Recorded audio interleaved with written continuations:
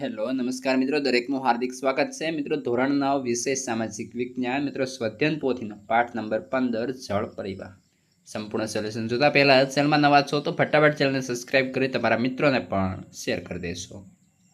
મિત્રો શરૂ કરીએ છીએ વિભાગ એ થી, જેની અંદર પહેલો પ્રશ્ન છે માગ્યા મુજબ આપણે જવાબ આપવાના રહેશે. પહેલું છે જોડકા.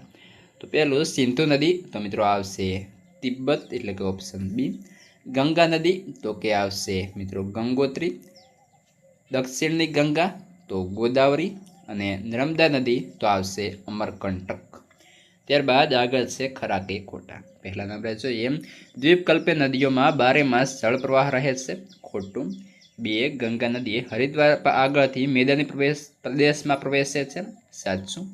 3 ધુઆધાર જળધોધની રચના નર્મદા નદી પર થયેલી છે. સાચું. 4 પૃથ્વી સપાટી પર 71% જલાવરણ છે. સાચું. 5 નદીઓને માનવી લોકમાતા કહે છે. સાચું. 6 અસમમાં બ્રહ્મપુત્ર નદી પૂરથી ભારે વિનાશ સર્જ્યો. સાચું. ત્યારબાદ આગળ છે મિત્રો ખાલી જગ્યા પૂરો. પહેલા નંબરે જોઈએ ગંગાનો પ્રવાહ બાંગ્લાદેશમાં તો કે પદ્માના નામે ઓળખાય છે. 2 નદીઓના વિસર્પણને કારણે તો કે મિત્રો ઘોડાની નાળ જેવા સરોવર રચાય છે. 3 દક્ષિણ દ્વીપકલ્પીય નદીઓમાં ગોદાવરી નદી સૌથી મોટી છે. 4 રાજસ્થાનમાં આવેલું સાંભર સરોવર ખારા પાણી માટેનું સરોવર છે. જેની અંદર મિત્રો યોગ્ય વિકલ્પો આપણે લખવાના રહેશે. પહેલો વિકલ્પ છે ભારતમાં કઈ નદી સૌથી મોટો બેસિન વિસ્તાર ધરાવે છે. Option C Ganga. 2 સિંધુ નદીને મળતી શાખા નદીઓ કઈ છે. ઓપ્શન સી સતલુજ, બિયાસ અને રાવી. 3 સૌથી વધારે નદી પ્રદૂષણ શાને કારણે થાય છે. ઓપ્શન સી ઔદ્યોગિકરણને કારણે. 4 ગોદાવરી નદી કયા રાજ્યમાંથી નીકળે છે. Option A મહારાષ્ટ્રમાંથી. 5 નદીનું પ્રદૂષણ એ કેવી સમસ્યા છે. તો વૈશ્વિક સમસ્યા. મિત્રો બીજી વાત કરીએ તો કે આપણે ચેનલ પર તમારા તમામ વિષયના સ્વાધ્યાય, સ્વધ્યન પોથી, નકશા પોથી વગેરે તમામનું સોલ્યુશન આપેલું છે, જેની લિંક મિત્રો આ વિડીયો ડિસ્ક્રિપ્શનમાં મળી જશે. વિભાગ 2 જેની અંદર મુદ્દાસર ઉત્તર લખો. પહેલો પ્રશ્ન દ્વીપકલ્પીય ઉચ્ચ પ્રદેશમાંથી નીકળતી નદીઓના નામ જણાવો. તો કે દ્વીપકલ્પીય ઉચ્ચ પ્રદેશમાંથી નીકળતી નદીઓ મહાનદી, ગોદાવરી, કૃષ્ણા અને કાવેરી વગેરે છે. પ્રશ્ન 2 હિમાલયની નદીઓમાં 12 માસ ભરપૂર પાણી રહે છે. કારણ આપો. તો કે હિમાલયની મોટા ભાગની નદીઓ હિમાલયના હિમાચ્છાદિત પ્રદેશોમાંથી નીકળે છે. આ પ્રદેશોમાં ચોમાસામાં ભારે વરસાદ પડે છે, તેથી આ નદીઓમાં ચોમાસામાં મોટા પૂર આવે છે. ઉનાળામાં હિમાલયના શિખરો બરફ પીગળવાથી આ નદીઓમાં ઘણું પાણી આવે છે. આમ હિમાલયની નદીઓમાં વર્ષની 2 ઋતુઓમાં ઘણું પાણી આવે છે, તેથી તે 12 માસ પાણીથી ભરપૂર રહે છે. પ્રશ્ન 3 નીચેની નદીઓના ઉદ્ગમ સ્થાન અને લંબાઈ વિશે માહિતી આપો. નર્મદા નદી. તો કે નર્મદા અમરકંટક પાસેથી નીકળી એક ફાંટમાં થઈને લગભગ 1312 કિમી દૂર વહે છે અને અરબ સાગરને મળે છે. તેનું બેસિન મધ્યપ્રદેશ અને ગુજરાત પૂરતું સીમિત છે. મહાનદી. તો કે મહાનદીનું ઉદ્ગમ સ્થાન છત્તીસગઢના પહાડી ક્ષેત્રમાં છે. તે ઓડિશામાંથી વહીને બંગાળની ખાડીને મળે છે. તેની લંબાઈ 860 કિમી છે. તેનું બેસિક ક્ષેત્ર છત્તીસગઢ, ઝારખંડ તથા ઓડિશામાં છે. વિભાગ સી જેની અંદર મુદ્દાસર જવાબ લખો. પહેલું નદી પરિવહનની વિભિન્ન અવસ્થા વિશે સમજાવો. ઉત્તર નદી પરિવહનની વિભિન્ન 3 અવસ્થાઓ ઉપરવાસ, મધ્યવાસ અને હેઠવાસ છે. નદી જ્યારે પર્વતીય ક્ષેત્રમાંથી નીકળે ત્યારે ત્યાં તીવ્ર ઘસારણ કરે છે. અહીંથી પોતાની સાથે પુષ્કળ પ્રમાણમાં રેતી અને કાંપ વહાવી જાય છે. મધ્ય તથા હેઠવાસમાં નદીઓનો પ્રવાહ ધીમો પડે છે. અહીં તેઓનું અપવહન વિસર્પી જોવા મળે છે. નદીઓના વિસર્પણને કારણે ત્યાં પૂરના પ્રભાવથી મેદાનોમાં ઘોડાની નાળ જેવા આકારના સરોવરો રચાય છે. મુખ્ય પ્રદેશ આગળ નદી અનેક શાખાઓમાં વિભાજિત થાય છે. કાળક્રમે આ વિભાજિત ભાગ ત્રિકોણ આકારના અતિશય રસાળ ફળદ્રુપ ભાગમાં રૂપાંતર પામે છે, જેને ડેલ્ટા કહે છે. પ્રશ્ન 2 સરોવરની ઉપયોગિતા જણાવો. તો કે ભારતમાં કેટલાક સરોવર નદીઓના ઉદ્ભવ સ્થાન છે, જેમ કે અમરકંટક સરોવરમાંથી નર્મદા નીકળે છે.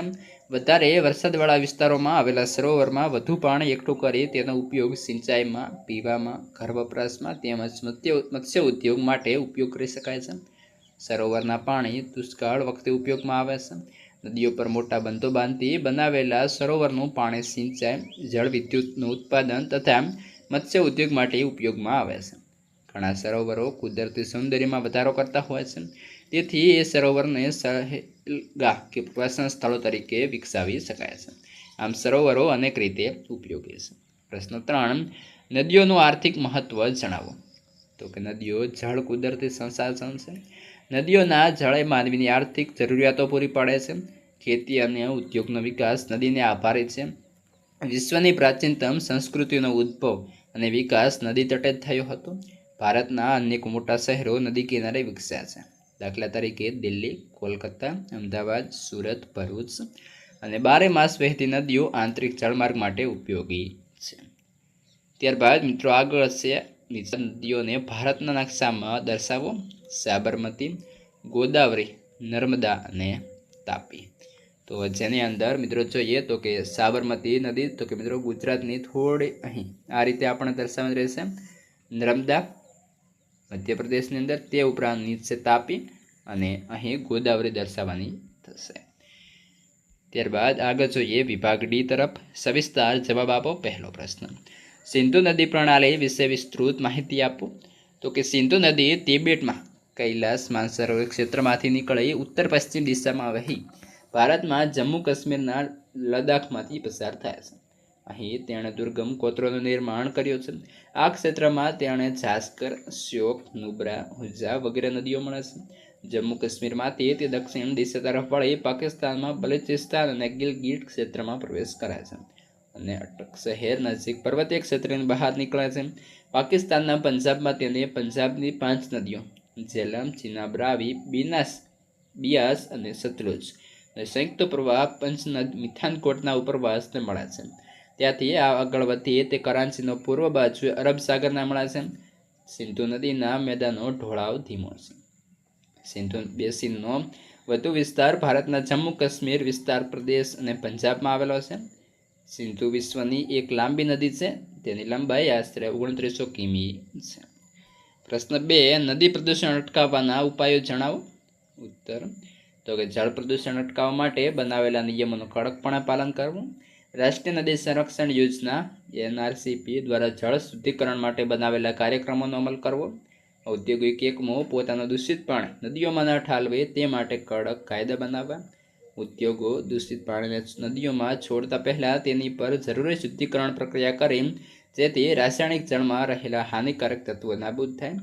દૂષિત પાણીને શુદ્ધ કર્યા પછી જ તેનો નદીઓમાં નિકાલ કરી શકાય એવા સરકારી કાયદા બનાવવા અને તેનો ચુસ્તપણે અમલ કરાવવો. બધા નાગરિકોએ નદીનું પાણી ચોખ્ખું રહે તે માટે ઘરનો કચરો નદીના પાણીમાં ન પડે તેની કાળજી રાખવી. ત્યારબાદ મિત્રો કહ્યું છે કે પાઠ્યપુસ્તકના પાઠ્યપુસ્તકના 15.3 એટલે કે પાના નંબર 114 નદી પ્રણાલીઓના રેખાંકનનો સંદર્ભ લઈને કોઈ પણ 2 પ્રકારની રૂપરચનાની બહુરૂપી આકૃતિ બનાવી યોગ્ય નામ નિર્દેશ કરવાનું થશે. તો આપણે અહીં જોઈએ વૃક્ષાકાર રૂપરચના અને જાળીયાકાર રૂપરચના. આ રીતે તમે તમારી પેન્સિલની મદદથી પણ દોરી શકો છો. મિત્રો આ સાથે આપણું સોલ્યુશન અહીં કમ્પ્લીટ થાય છે. હવે આગળના અન્ય વિષયના અને તમામ પ્રકારના સોલ્યુશનની લિંક મિત્રો આ વિડીયો ડિસ્ક્રિપ્શનમાં આપેલા છે અને તમારા મિત્રોને આ વિડીયો અવશ્યથી શેર કરી દેશો.